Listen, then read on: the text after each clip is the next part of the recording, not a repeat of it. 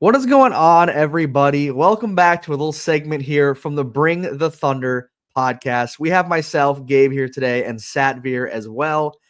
Guys, we just got a big trade out of nowhere. One of the first big ones we've had in a while here. The Orlando Magic are trading for Desmond Bane from the Grizzlies. So, yeah, we're just getting on here. We're going to break down the full trade. There's a lot going on, a lot of stuff getting sent. We're going to break it down for both sides, give it a little rating for the letter grade. And yeah, so let's just kind of jump right into it. Savir, if you want to kind of break down what we're trading here. Yeah, we can look at the trade to just as a whole. The Memphis Grizzlies are trading Desmond Bane to the Orlando Magic for Kentavious Caldwell-Pope, Cole Anthony, 4 unprotected first-round picks, 1 first-round pick swap. So a total of 5 picks, 2 players for a Desmond Bane, which is crazy in this day and age that this is kind of going on. What are your kind of initial thoughts on this, Gabe? So my first thing is Luka Doncic was traded for 1 first-round pick. I mean, how are we getting 5 first-round? And don't get me wrong, Anthony Davis is a great player. Like, I'm not going to talk about Luka trade fully here, but getting into this trade, 5 first-round picks for Desmond Bane is crazy. Desmond Bane is a great player. I think he's really good, and I really like Orlando's new lineup. I do. Bane is going to be great for them, I think. I think that's going to be a huge second fiddle to – like, I like Franz. I think Franz is good. I think Bane is going to become the bigger second fiddle in terms of what they need. Instead of having Paulo and Franz kind of like in each other's area, kind of running the team at the same time, now you've got an incredible shooter that's absolutely going to elevate this team. But oh man, that package is crazy. I mean, just to kind of talk about the actual picks that got traded, I have it here. The four of the picks. Pull up there. So it's one of the picks is Memphis's number 16 pick, or not, sorry, Orlando's 16 pick. Then you got Phoenix's 2026 first round, and then 2 unprotected Magic picks, their 2028 first and their 2030 first. And then it is a light pick swap that is protected in 2029. So the first thing that gets me there, Phoenix's 2026 first round unprotected pick. They're losing Durant. They're likely losing Beal. Is this just, we've seen this team be terrible with just Booker. Like, Booker's a great player. He could average 30 this year and they could still suck. And they just got that unprotected pick. So that's my first thought. I'll let you get into it, but 5 first round picks. And that's not even talking about the potential of Cole Anthony, the shooting of KCP. Like, those are not terrible players. I mean, like, this is just a huge package. This is a huge package. Yeah. I think this is weird. If I was like, I feel like it's weird on both sides for this trade, because if I'm like the Memphis Grizzlies and you're out west and you're trying to stockpile the best players, right? And you have one of the top guard/forward combos that can shoot the ball, it's like a premium right now. And can I say it again? They're out west, man. Like, what are you guys doing? You have Ja Morant. That really questions me towards Ja and JJJ if they're going to be moving off those guys here this summer. It looks like it could be pointing towards a light retooling. I wouldn't call it a rebuild for the Grizzlies, but if you're going for this many picks for a high-level player, like arguably the best player on the Memphis Grizzlies last year was Desmond Bane, because you can't really rely on Ja's health. And then JJJ, I mean, he's kind of limited offensively. He's a great defensive player, but he has foul trouble issues. So that's my initial thoughts on them. And then on the other side, how the heck did they exclusively do this deal like they did the Luka trade, where they only talked to this team for Desmond Bane? Because I feel like you put this many picks out there, I'm sure you can get a Kevin Durant for sure. I'm sure you can, if you're going to put 5 or 6 picks out there anyways, you might as well go grab Giannis. Like, add a couple extra players. If you add a couple extra players into this, I'm sure if you add Franz into this, boom, it's a Giannis package. Exactly. That's the type of package they just gave up for a guy like this. It's kind of really confusing to me. I think from like a positive outlook, if I was an Orlando fan, now we're going to be competing for sure as a top 6 seed in the playoffs. Do we really think, I mean, since the Celtics aren't there and we just saw the type of Pacers team win through just friendship abilities, I guess every franchise is now going to be thinking, hey, maybe through the power of friendship, we can get to the NBA Finals. And I feel like that's what the Magic are probably thinking. Build a really good squad around Paulo. Paulo's a great player. I like the pickup.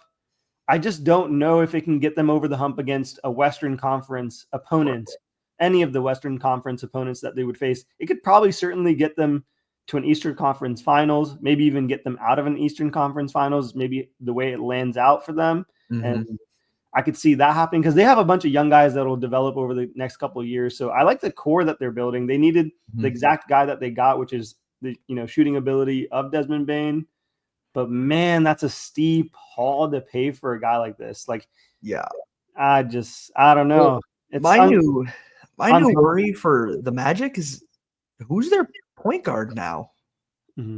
I seriously don't know who it is. Like, I looked it up, so obviously I know now. But right now, ESPN has it labeled as Corey Joseph.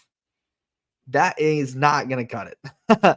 I mean, the one thing I will say is you do have Anthony Black. Young player. He played guard in college. He's a good player, oversized guard. I mean, that's not the worst. You have Jet Howard. You have Gary Harris. You have some guys who can play guard. But Cole Anthony is an underrated player. I think Cole Anthony absolutely makes a difference. It's just I just don't understand the chance. Like, you just cannot be starting Corey Joseph at point guard in the big 2025, 2026 season. So that worries me. Like, it does. I'm concerned to see how Corey Joseph does it at point guard. But to point out another issue I still have with their team is Wendell Carter is a serviceable backup. Like, I don't think he's a good enough center. So they now have this big three of Desmond, Franz, and Paulo, but they don't have depth. They don't have a point guard, and they have a center who's just good enough, I guess. So they make this big trade, but think about what they could have done with those assets to build a more well-rounded team instead of just throwing it all into into this big three. So that's what concerns me for Orlando. But for me, the other side is like, what is Memphis going to do here? So are they going to try to package all of these picks and another player for Kevin Durant now that he's being, because there were talks earlier before the trade deadline when Durant was kind of getting thrown around, there were talks with Memphis potentially being a landing spot. I remember thinking that would be interesting and whatnot, but that'd be interesting to see if they're going to try to make a push here, because they're not, like you said earlier, they're retooling. They're not rebuilding. It's not time to rebuild. So they're not just going to keep these picks and draft 4 players or 5 players. Like, they're not going to do that, or they shouldn't. So what are they going to do with these picks? And that's where it's going to be interesting. It's going to be really, I don't know. We'll see. Well, the Suns pick in this scenario definitely adds a lot of fuel to the fire. It's like so much easier just to package maybe 2 Orlando picks and a Suns pick and a player or 2. I'm sure the Suns would be so down for that deal to get their own pick back. Exactly. Because of how bad they'll end up being.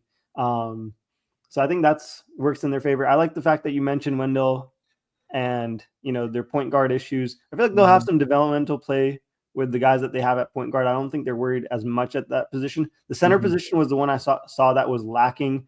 Yeah. The one thing that one of my good friends, he's been an Orlando fan for a long time, that he texted me right after the trade was they're a really, really bad franchise at drafting. And I think they've recognized that for themselves. And so the fact that they've hit on Franz kind of by accident, they hit on Paulo because he's just a high-level top pick, and he's a Duke blue-chip player, and he's going to be good regardless. I think they felt like we weren't going to hit on these picks anyways. Might as well get rid of them and just get a surefire guy and just build around a 3-core. And then we already have some young guys that are on cheap deals.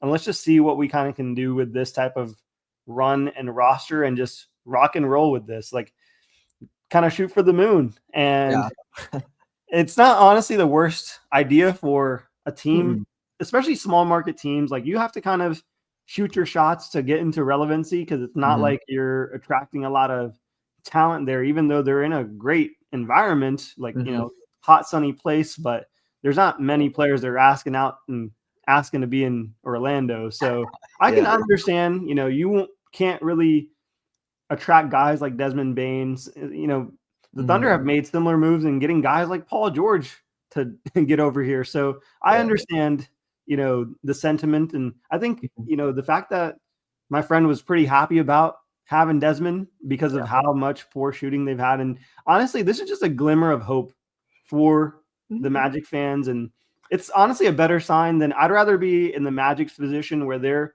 at least shooting for something, unlike a team like the Chicago Bulls who just get fleeced every other trade. Like I'd probably leave that franchise. I would have left it 10 years ago, but they have the most high level fans over there. So somehow, but there are two things I wanted to point out here real quick. Obviously, we talk about the big picks and everything and how Memphis really got a big haul there. But two things for Magic fans I wanted to point out. One, Desmond Bane is only 26 years old. He is not old. Like I feel like people think he's older than he is. He's only 26. So it's not like he's in the end of his prime here. He's a good player. And then the other thing is I wanted to read this Shams tweet here. Bane is one of 3 NBA players with 800 made three-pointers and 40% three-point shooting since entering the league in 2020. That's insane. And has shot 43.2% on catch-and-shoot threes in the last 5 seasons. Wow. Like, he's a very, very good player. And that was, granted, that was on a team where at times he was their number one option with the injuries. But still, it's not like he's just going to fall off a cliff. He might not average as many points on the same team as Paulo and Franz, but he's going to be a very high volume shooter, almost like a glorified Ray Allen type of role. I mean, a great catch and shoot 3-point shooter, but at the same time, he's more than that. He's a pretty good defender. He's crafty. He's young. Like, it's a good target. Like, that's not the problem. The problem's not Desmond Bane. The problem is you gave up 5 first-round picks and 2 useful players, and that's where you're kind of like, okay, that's interesting. So I think they're really banking on Suggs and Anthony Black, and I honestly don't mind that duo with what they've got. And I guess they still have Gary Harris out there. I'm kind of looking at their roster. Tristan Da Silva is a great player that will develop into something. So, and Goga Batadze, fan of him as well. They have a solid coaching staff that probably saw like, hey, we're really close to, making a playoff type of run. And if they can make some deep runs with a Desmond Bane, I feel like if you're the Magic, you're happy with that. And if you get lucky here or there's some injuries, things fall your way. Paulo continues to develop.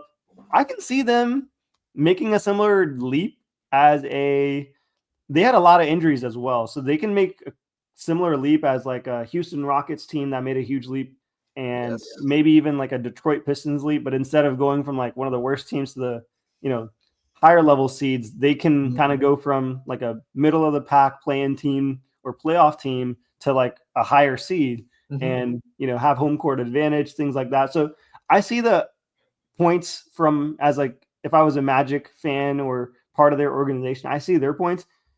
I'm baffled. I'm honestly baffled from the other side. Like, what do you do now? Like, you have Ja Morant. He's probably going to be asking questions like, hey, you got rid of arguably the second best player next to me, my only guy that's a shooter, and you need spacing around Ja. Like, you cannot. He was the only real spacing that they had other than, a couple other guys that they have on the roster. So I'm kind of really, really confused about this. Unless they're adding Kevin Durant, who's a high-level shooter, this move does not make a lot of sense. Maybe they're going bigger fish hunting with all these picks and maybe package JJJ and go get like a Giannis or something. I could see that. So there's something brewing over there, and that gets me excited for the offseason, man. That's what will end up being the answer to who really won this trade. Right now, we don't fully know. Right now, I would even lean saying that the Magic won it at this moment because I like what they're building. But the Grizzlies could quickly flip this into something that absolutely makes them win this trade. So it'll be interesting for sure. I like what you're saying. Something's brewing. So I don't know. Do you want to give a letter grades real quick for both teams? Yeah, I think as a whole from Memphis's side, I'll give them an A for the amount that they got back in this. It's kind of ridiculous for this. I mean, he's a high level player, but geez, man, like goodness, I still can't believe it. I was shocked initially, and I'm still shocked. From like Magic perspective, it's like I don't know. The more I talked into, looking at it, originally, honestly, I was going to give this like a C. I'm going to go ahead and move it up a whole letter grade. And I'm going to give this a B because I can see from a Magic fan perspective, if you haven't drafted anyone in years and you can get a high level all-star-ish type of guy like this and provide the floor spacing that Paulo and Franz both need, and a Right. ball handler and a guy that can play defense. Like, he provides 3 things that most NBA players really can't. So I understand the trade from Magic side. It's just they gave up way too much, man. You could Yep. have kept 2 of your own draft picks in this at least. If you gave up that Phoenix pick, I think the Phoenix pick, 2 players and a swap or 2, and maybe added some seconds in here would have done it. Yes. The amount of Yeah. picks was just too much. Yeah. I'm also giving Memphis an A. Like you said, even though we don't know the direction, that haul is ridiculous. That's once again, Luka was traded for 1 first. But Orlando, I'm giving it. I really want to go. I'm gonna go B plus. I'll go B plus. I was thinking A minus because I do really like the idea of this Orlando team. I really think that they're building something that could work really well. My only fear for them is the chemistry. I don't know how it's going to work. I like it on paper, but as we know, that doesn't mean anything. Something can look good on paper and then backfire. So I'm going A for Memphis, B plus for Orlando. It's a really interesting trade for sure. Yeah. I'm actually going to move it down to C plus because the amount of picks that they gave. I feel like B is maybe a little too high for me. Fair enough. Originally, I was going to give a C, and I feel like jumping up whole letter grade is a little too much. C plus is more fair, but Mhm. we've got another trade here that we want to cover. If you want to go ahead and intro that, and I'll get that pulled up. Yeah, for sure. It's as we know, as we like to talk about, our boy Steven Adams has he's shaken up the league a little bit here. He has agreed to stay. He's now signed a 3-year, $39 million contract extension to stick with the Rockets, which that's interesting. I mean, that's very interesting after having not the greatest year in a role that was very diminished. I mean, kind of thrown around I mean, I know he didn't play at all in 2023, 2024, but in the year before that, I mean, he was getting almost 26, 27 minutes a game. And this year he only had like 13, 14. So completely a role cut in half. But this extension, this tells me they want him. I mean, this isn't just oh, we might as well keep him around. I mean, he's making pretty decent money, and I could definitely see him having a pretty good role with Houston. Like, I'm interested to see what this extension is going to mean for him. Yeah. I think this was A plus extension. Love Mm. Steven Adams. I think Mhm. he's just a smart basketball player. You can never, it doesn't matter in 2025 nowadays. If you lack a couple skills here and there, if you're really good at one thing, and the one thing that he does exceptionally well is offensive rebounds. No one else can compete with him in the league. He's led the league, I believe, since he's been in the freaking NBA in offensive rebounds. Like, his percentage is ridiculous from an advanced stats perspective, and Mhm. it's a trait that he has. And so I think it's a great player. He's obviously got the great leadership.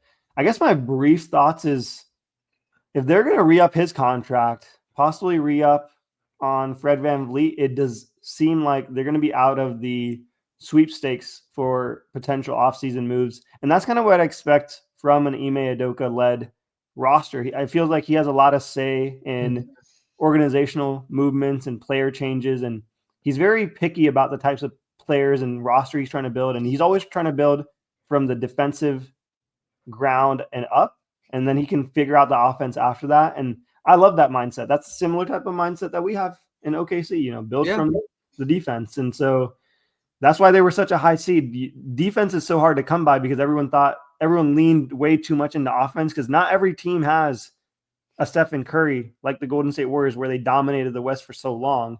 When you Right. don't have elite offensive engines like LeBron, KD, and Steph, who are starting to retire, not every team has Shai Gilgeous-Alexander, right? Not every team has a Luka Doncic that's backed up by a bunch of defenders. So Mhm.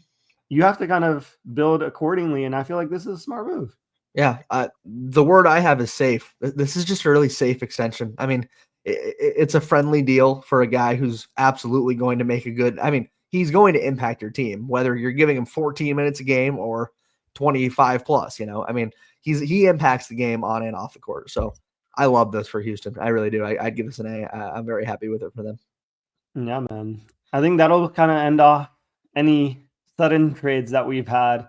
Hopefully there's not any others within the same week. We can get some breathing times as Thunder fans. We're trying to still reel from that game that we just played, man. But we have game 5 coming up. We'll have some coverage on that. We have some draft videos coming up as well. We're super excited about some draft coverage. We figured out the draft is coming up quick here, and we're also in the NBA Finals, and we've got 3 picks in there. So we're excited to bring that coverage. You got any final thoughts here, Gabe? I mean, just kind of touching up on what you just said, we got to be the only fan base that gets to be really excited cheering on our team in the finals and then switching around to immediately talking about the draft because we have picks. So that's something we're not going to take for granted. So we'll be covering the draft. We'll be talking about picks, potential targets and whatnot. So yeah, just make sure you guys tune into those for sure. We got good stuff coming on the way, and we will catch you guys for the game 5 recap. So thank you guys for listening, and yeah, we'll catch you guys next time. Peace out.